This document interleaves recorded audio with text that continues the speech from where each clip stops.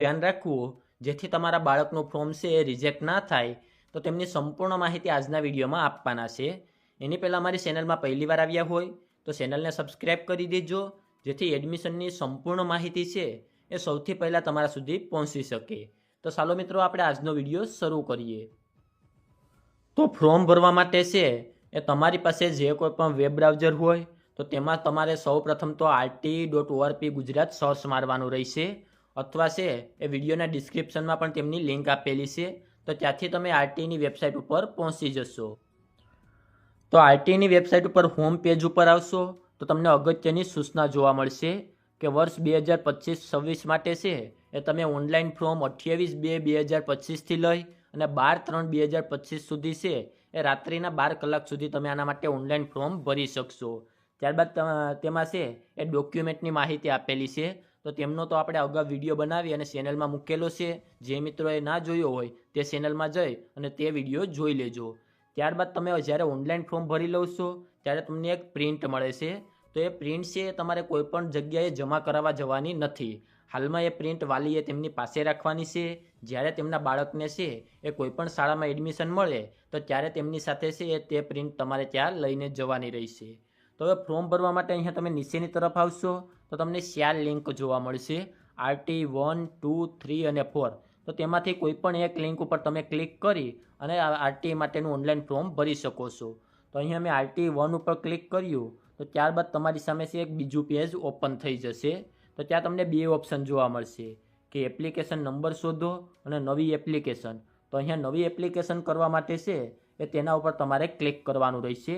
તેના ઉપર ક્લિક કરશો એટલે ફોર્મ ભરવા માટેનું મેઇન પેજ છે તે ઓપન થઈ જશે. તો તેમાં 7 ઓપ્શન આપેલા છે: ફોર્મ A, ફોર્મ B, શાળા પસંદગી, અપલોડ ડોક્યુમેન્ટ, કન્ફર્મ, પ્રિન્ટ અરજી અને રજિસ્ટર મોબાઈલ બદલો. તો અહીંયા તમારે પહેલા ઓપ્શનથી શરૂ કરવાનું છે. તો સૌપ્રથમ તમારે બાળકની માહિતી નાખવાની છે. તો સૌપ્રથમ બાળકનું નામ, ત્યારબાદ પિતાનું નામ, તેમની સરનેમ, ત્યારબાદ બાળકનો આધાર કાર્ડ નંબર, તેમની જન્મ તારીખ અને ત્યારબાદ છે એ બોય છે કે ગર્લ તે તમારે અહીંયાથી સિલેક્ટ કરી લેવાનું રહેશે. ત્યારબાદ માતા પિતા તરીકે ફોર્મ ભરાવો છો કે વાલી તરીકે. જો માતા પિતા હોય તો તેમની માહિતી તમારે અહીંયા એન્ટર કરવાની રહેશે. જેમાં પ્રથમ છે માતાની માહિતી નાખવાની છે, જેમાં તેમનું પ્રથમ નામ, ત્યારબાદ મિડલ નામ અને ત્યારબાદ તેમની અટક છે એ અહીંયા એન્ટર કરવાની રહેશે. ત્યારબાદ માતાનું આધાર કાર્ડ નંબર છે તે તમારે અહીંયા નાખવાના રહેશે.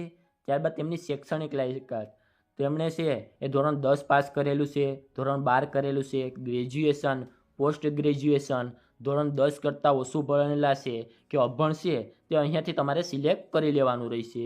ત્યારબાદ માતાનો વ્યવસાય, ગવર્મેન્ટ સર્વિસમાં છે, પ્રાઇવેટ સર્વિસમાં છે, લેબર વર્ક કરે, બિઝનેસ કે અનએમ્પ્લોયડ હોય તે તમારે અહીંયાથી સિલેક્ટ કરી લેવાનું રહેશે. ત્યારબાદ પિતાની માહિતી તમારે અહીંયા નાખવાની છે. તેમાં તેમનું પ્રથમ નામ, મિડલ નામ અને અટક નાખવાની રહેશે. ત્યારબાદ પિતાના આધાર કાર્ડ નંબર છે એ તમારે અહીંયા એન્ટર કરવાના રહેશે. ત્યારબાદ તેમની શૈક્ષણિક લાયકાત, તો તેમાં પણ ધોરણ 10 pass, 12 pass, graduation, post graduation જે હોય તે તમારે અહીંયાથી સિલેક્ટ કરી લેવાનો રહેશે. ત્યારબાદ પિતાનો વ્યવસાય સિલેક્ટ કરવાનો છે. Government service, private service, business, labour work કે અનએમ્પ્લોયડ હોય તે અહીંયાથી સિલેક્ટ કરી લેવાનું રહેશે. ત્યારબાદ બાળકની બેંક વિગત નાખવાની છે. એમાં તમે બાળકની પણ નાખી શકો. જો બાળકનું બેંક એકાઉન્ટ ન હોય તો વાલી તરીકે માતા પિતા કોઈપણની છે તમે બેંક એકાઉન્ટ ડિટેલ અહીંયા નાખી શકો છો. તેમાં બેંક એકાઉન્ટ નંબર નાખવાના રહેશે. ત્યારબાદ બેંકનો IFSC કોડ નાખવાનો રહેશે.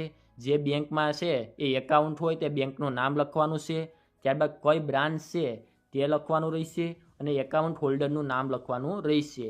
ત્યારબાદ સંપર્કની માહિતી, તો અહીંયા mobile number, confirm mobile number અને વાલીનો ઈમેલ એડ્રેસ છે તે એન્ટર કરવાનો રહેશે. અહીંયા મોબાઈલ નંબર અને ઈમેલ એડ્રેસ છે એ છેલ્લા 6 મહિના સુધી શરૂ રહે એમ હોય તે જ તમારે અહીંયા નાખવાના રહેશે. ત્યારબાદ નેક્સ્ટ સ્ટેપ ઉપર તમારે ક્લિક કરવાનું રહેશે. તો અહીંયા નેક્સ્ટ સ્ટેપ ઉપર કરશો એટલે તમારી સામે ફોર્મ B છે તે ઓપન થઈ જશે. તો એમાં એડમિશન ડિટેલમાં સૌપ્રથમ તો પ્રવેશ વર્ગ સિલેક્ટ કરવાનો છે. તેમાં તમારે ધોરણ 1 સિલેક્ટ કરી લેવાનું છે. ત્યારબાદ માધ્યમ, ગુજરાતી માધ્યમ કે ઇંગ્લિશ માધ્યમમાં તમે તમારા બાળકને ભણાવવા માગો છો તે તમારે અહીંયાથી સિલેક્ટ કરી લેવાનું રહેશે. ત્યારબાદ કેટેગરી એટલે કે ઓર્ફન, અનાથ બાળક છે કે પછી બાળકમાં એકમાત્ર દીકરી હોય તે તરીકે તમે ફોર્મ ભરવા માગો છો, એસસી, એસટી, ઓબીસી, જનરલ કે બીપીએલ કેટેગરી, જે કોઈ પણ કેટેગરીમાં ફોર્મ ભરવા માગતા હોય તો તે તમારે અહીંયાથી સિલેક્ટ કરી લેવાનું રહેશે. ત્યારબાદ ડિસ્ટ્રિક્ટ ઇન્ફોર્મેશન એટલે કે તમારે જિલ્લાની માહિતી અહીંયા નાખવાની રહેશે. તો અહીંયા એ ખાસ ધ્યાન રાખવું કે મહાનગરપાલિકાની હદમાં આવતા હોય તો મહાનગરપાલિકાનો જિલ્લો તમારે પસંદ કરવો, અને શહેરની હદમાં આવતા હોય તો એ વિસ્તાર એટલે કે શહેરી સિલેક્ટ કરવો. અન્યથા છે એ જ્યારે તમે સ્કૂલ સિલેક્શન કરવા જશો ત્યારે તમને સ્કૂલ નહીં બતાવે. તો અહીંયા ગ્રામીણ વિસ્તાર માટે તમારે રૂરલ સિલેક્ટ કરવાનું છે, અને અર્બન વિસ્તાર માટે છે એ તમારે શહેરી સિલેક્ટ કરવાનું રહેશે. તો તે તમારે અહીંયા સિલેક્ટ કરી લેવાનું છે. ત્યારબાદ બાજુમાં જિલ્લો આપેલો છે, તો ત્યાંથી તમારે છે એ જે કોઈ પણ જિલ્લો લાગે તે અહીંયાથી સિલેક્ટ કરી લેવાનો રહેશે. ત્યારબાદ ઇન્કમ ઇન્ફોર્મેશન એટલે વાલીની આવક મર્યાદા કેટલી છે તે તમારે અહીંયા એન્ટર કરવાની છે, જેમાં ગ્રામ્ય વિસ્તાર માટે 1,20,000 છે અને શહેરી વિસ્તાર માટે 1,50,000 છે. ત્યારબાદ શું આપ પાન કાર્ડ ધરાવો છો? જો ધરાવતા હોય તો હા પાડવાની છે, અન્યથા ના પાડી અને તમારે આગળ વધવાનું રહેશે. ત્યારબાદ અહીંયા તમારે તમારું સંપૂર્ણ એડ્રેસ નાખવાનું છે, જેમાં ઘર નંબર, શેરીનું નામ, વિસ્તાર, સીમાચિહ્ન, પિનકોડ, તાલુકો, ગામ, વોર્ડ નંબર, તે તમામ માહિતી તમારે અહીંયા નાખવાની રહેશે. આ માહિતીના આધારે છે જ્યારે તમે સ્કૂલ સિલેક્શન કરશો ત્યારે તમારી આજુબાજુમાં 100 કિલોમીટરમાં જેટલી પણ આરટીઈ માટે સ્કૂલ હશે તે તમામ સ્કૂલ તમને જોવા મળશે. એટલે એડ્રેસ નાખતી વખતે તમારે ખાસ છે એ ધ્યાન રાખવાનું રહેશે. ત્યારબાદ તમારે અહીંયા નેક્સ્ટ સ્ટેપ ઉપર ક્લિક કરવાનું છે, એટલે તમારી સામે છે એ બીજું પેજ ઓપન થઈ જશે. તો અહીંયા નેક્સ્ટ સ્ટેપ ઉપર ક્લિક કરશો એટલે તમારી સામે છે એ શાળા સિલેક્શન કરવાનું પેજ છે તે ઓપન થઈ જશે. તો તેમાં સૌપ્રથમ તો ડાબી બાજુ છે એ તમારા જિલ્લાની શાળાઓ જોવા મળશે, અને ત્યારબાદ તમે છે પ્લસ બટન ઉપર ક્લિક કરશો એ તમામ શાળાઓ છે જમણી બાજુની સાઈડમાં આવી જશે. એટલે કે આટલી શાળાઓ તમે સિલેક્ટ કરેલી છે, તો તે મુજબ છે તમારે શાળા સિલેક્ટ કરવાની રહેશે. જો ભૂલથી અહીંયા બીજી કોઈ શાળા સિલેક્ટ થઈ જાય તો ડિલીટના ઓપ્શન ઉપર ક્લિક કરી અને તમે તેને ડિલીટ કરો છો, અને એરાની મદદથી છે એ તમે કોઈપણ શાળાને ઉપર નીચે પણ અહીંયાથી કરી શકો છો. તો આવી રીતે તમારે શાળા સિલેક્શન કરવાનું રહેશે.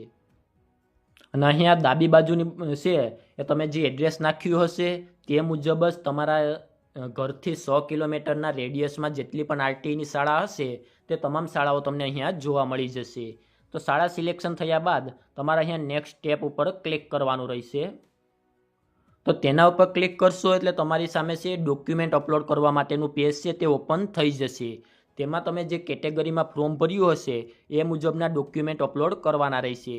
જો જનરલ કેટેગરીમાં ફોર્મ ભર્યું હશે તો આવી રીતે છે એ તમારે બધા છે ડોક્યુમેન્ટ અપલોડ કરવાના રહેશે.